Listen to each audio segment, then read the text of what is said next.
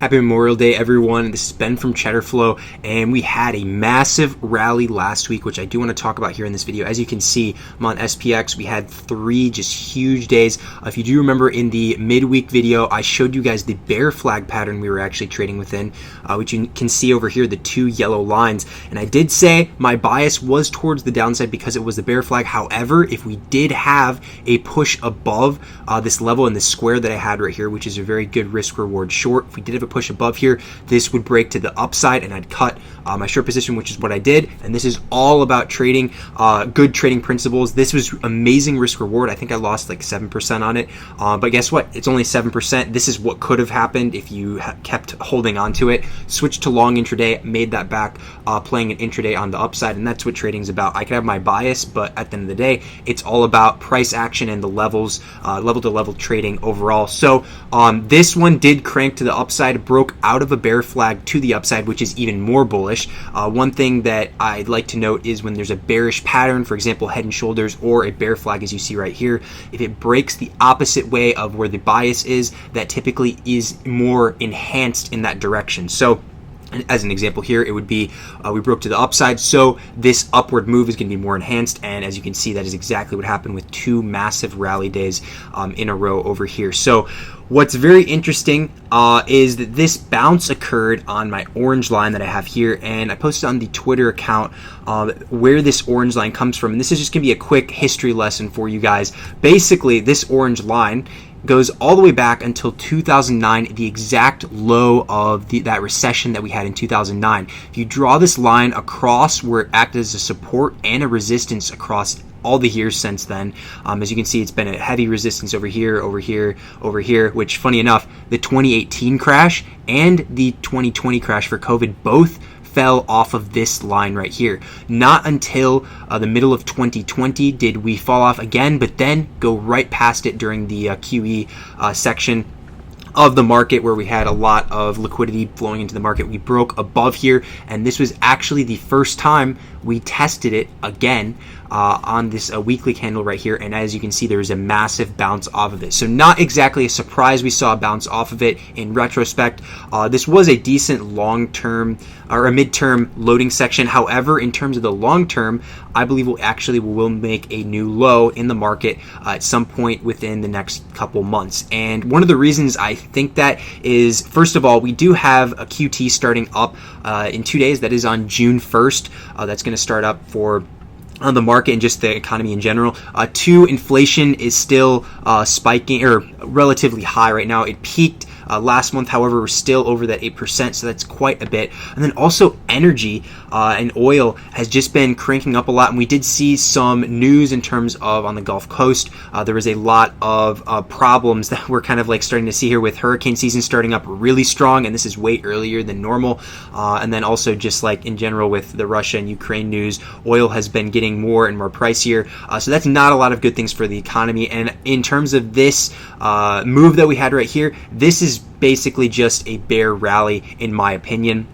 Anybody that thinks it's going to go to new all-time highs and continue up, is that a possibility? Of course, anything's a possibility in the market. However, very, very unlikely, especially as long as we trade within this channel right here, which is what I'm going to get to next. So we have the top of the channel, and then we have the bottom of the channel.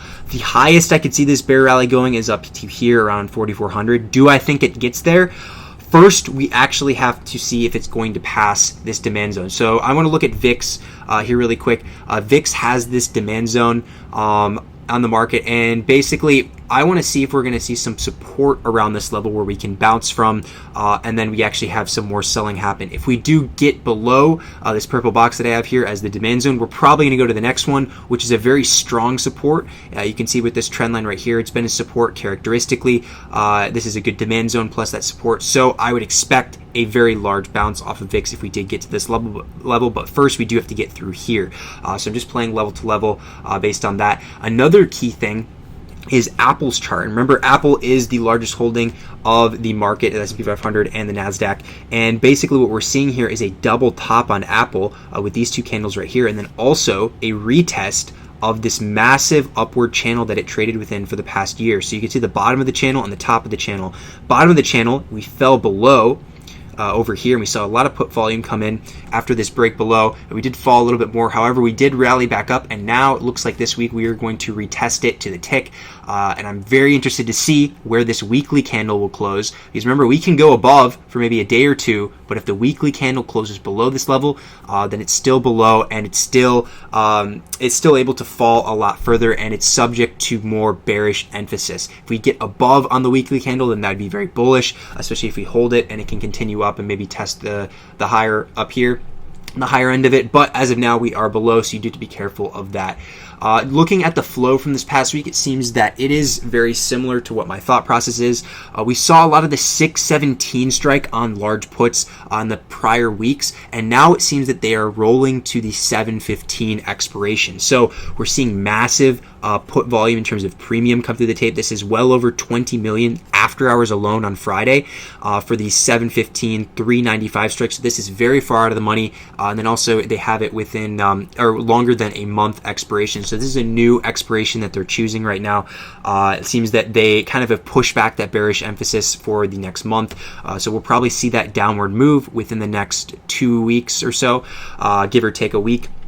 Because these people have been right characteristically in the market all the way since like the top that we are having over here, especially before this major move of 7 red weeks in a row. We were seeing tons of put volume up here, a lot of dark pool activity, which now we can see was sell, and it just been characteristically put flow heavy all the way down. And that is the same thing as we're going up right now. Seems like they're buying more and more puts, and very likely that it is a buy because we see it is above the ask, so there is urgency. And this was well above the ask. The price they bought them at was 767 when the ask was 763, so they really wanted to get into these, and there's a ton of premium behind this.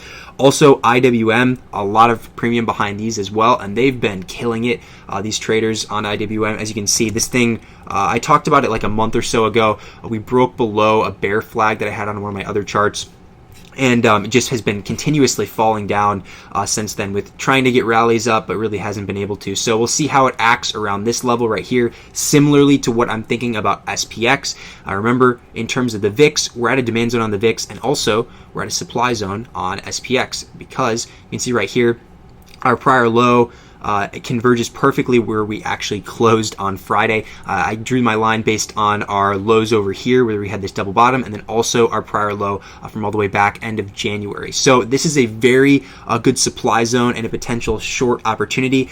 Considering, and this is important to note as well, considering how much we bounced this past week, it is very strong right now, and this is not something that is going to bounce super hard for 3+ days and then just fall off a cliff randomly.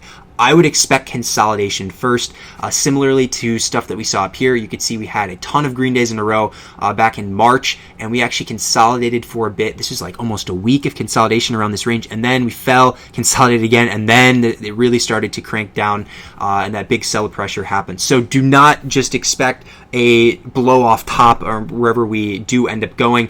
This is something that it does have to consolidate, and that is going to be our first sign that there could be a pullback off of this rally. So don't expect this thing to fall off a cliff, like I said. That's why, another reason why we're seeing a lot of these expirations get changed to July, because they need to add on extra time for their positions, because they know this thing isn't going to fall randomly just out of nowhere because of how much strength it has been showing. So this is a process that will take time. This week is probably going to be some more rebalancing. Whether it wants to continue the rally or not, we'll find out. But again, if you are going to the short side, like I plan on doing at some point this month of June, I am going to wait and see signs of consolidation first, along with put flow confirmation to begin entering my position. Also, one last thing, dark pool activity has actually been very, very low and did not give us as much clues at like an intermediate bottom.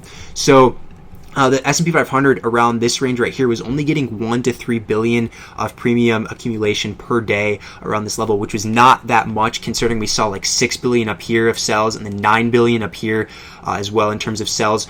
So the biggest day we actually had was Wednesday, which was 3.3 billion in premium. So this is quite a bit. However, I don't expect a massive like 1 week rally or 1+ week rally like we saw over here, because we didn't get that much premium accumulation around this range. So that's another reason why my thesis is that we could top out around this area for now. But again, like I said, I'm just going to play level to level, look at the put flow overall. If we do get above my supply zone here, then by all means we can wait until this next level is hit, which actually also converges with my SPY chart. If you remember the diamond pattern I talked about before, maybe there's a potential that we do get up to this supply zone right here for a complete retest of this diamond pattern.